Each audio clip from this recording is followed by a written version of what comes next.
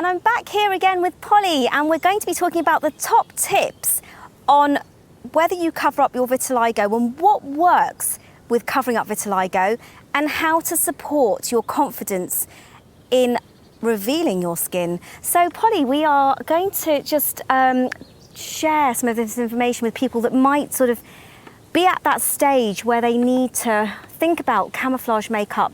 There might be some people who've just been diagnosed and are thinking about covering up their patches. So if they're at their initial stages, what sort of tips do you suggest could work? Okay, well, I think, not one product will suit everybody, that's for sure. And luckily, there are quite a few different products on the market. Obviously, my product, Vitiliglow, I created because I needed something quick and easy to use, an all-in-one product. And I found that some of the traditional camouflage products were three-step processes. And actually, they work quite well for some people. So if your vitiligo is in its early stages and you've only got a couple of patches to cover, those products are actually quite good. So you would put on your primer, then you would put on your camouflage cover, and then you would use a setting powder or a setting spray. And that's great, if you've only got a couple of areas to do, because you can take your time and you can use that three-step process. And when I first was diagnosed with vitiligo and I didn't have very extensive patches, I did use those products. However, my vitiligo did spread quite rapidly, and I've lost sort of most of my pigment now, and they just took too long to use every day because I had such a large areas to cover. So that's how vitiligo sort of came about, because I needed to put those three steps into one step so that it was a lot quicker and easier to use on a daily basis, and especially to cover larger areas and awkward areas, because I'm sure people, with vitiligo will sort of, know where I'm coming from. It's under your arms, yes, on your elbows, hands, feet, knees, shins, all the around your hips, all the awkward places. And so that's why vitiligo is great, because it does cover large areas quickly, and it's a one-step product. So I always exfoliate my skin and make sure, I've got rid of all the debris and I've got nice, clean, fresh skin.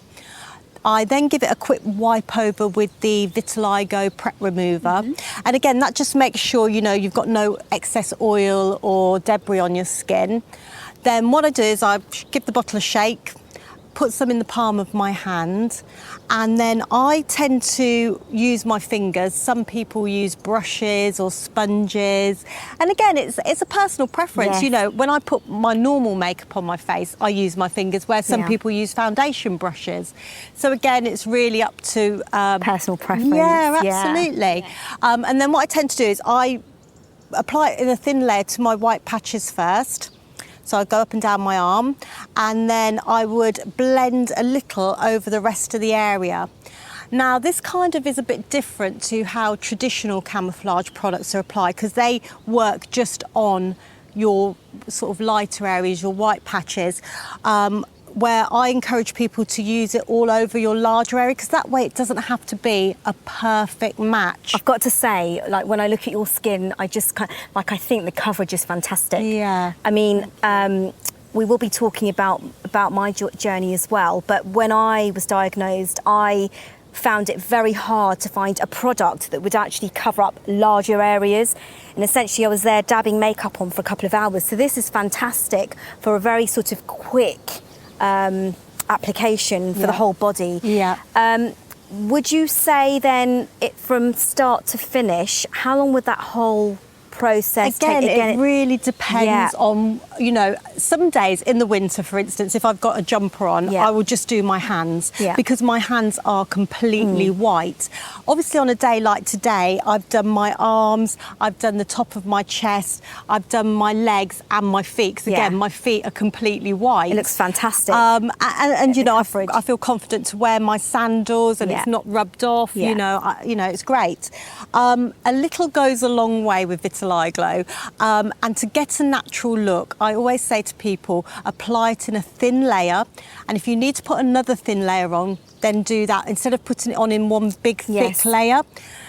And the reason being, if you put it on in one big thick layer, it's going to look like makeup. Yeah. It's going to look cakey. Yeah. And you want it to look as natural as possible.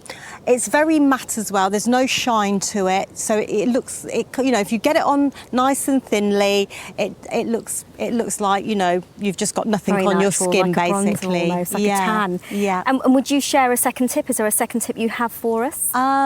When you're washing your hands, Yes. again, so you don't have to reapply it every time you wash your hands, what I tend to do is I pump the soap into the palm of my hands, give them a good wash, and then I'll just rinse my hands under a tap, and you'll see the vitiligo just see the water just running off Yes. the Vitiliglow, because it is water resistant. And then I'll just, you know, pat dry or dry them under a dryer. And that way it stays on all day and you don't have to reapply. Fantastic. And just another thing that I want to ask as well, when you're in a swimming pool or a spa or wherever it may be, will the product rub off there? You can go swimming in it. Obviously, we don't say to stay in the swimming pool for hours, because, you know, all swimming pools have chlorine in, and chlorine's a bleach. And even if you had fake tan on, it would bleach it off. So, you know, a quick dip in and out, you're going to be fine. If you got in and out the shower, you'd be fine. In and out the sea again. Again, we don't say to stay in the sea for too long because it's got salt in, and salt's an exfoliant. So again, that could take it off if you spent hours in the sea. But if you're having a quick dip in and out, it stays on. These are fantastic tips that Polly shared with us, and I think, you know, there will be more information that's given at the end of this video clip about where to find these products. We will be sharing that with you in just a moment. So I thank you for joining me today, and thank you for staying tuned, and we hope that this video has supported you with being able to get some tips on covering up your vitiligo. If you would like to find out more information about Polly and her products, please do head over to Vitiliglow, and all the information will be below underneath on this video. So thank you for joining us.